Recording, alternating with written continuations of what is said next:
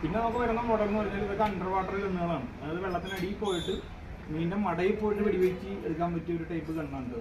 ഇതിൻ്റെ വർക്കിംഗ് എന്ന് വെച്ചാൽ കേട്ടത് നമ്മൾ ലൈനെല്ലാം കൂടി ട്രിഗറിൽ ഇങ്ങനെ ഫോൾഡ് ചെയ്ത് വെക്കാം.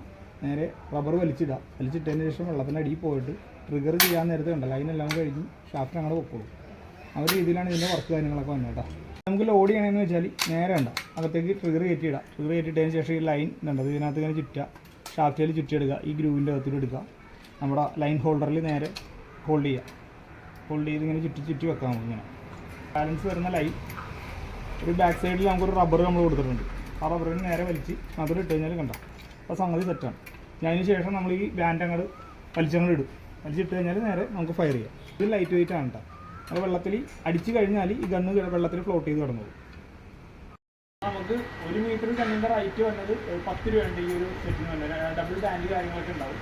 അതുപോലെ തന്നെ 80 സെൻറ്റിമീറ്ററിൻ്റെ ഗണ്ണ് വന്നതിന് റൈറ്റ് വരുന്നത് 8 രൂപ ഉണ്ടായിരുന്നു. 14 റബ്ബർ, അതേപോലെ തന്നെ ഡബിൾ റബ്ബറും കാര്യങ്ങളൊക്കെ ഉണ്ടാവും കേട്ടോ.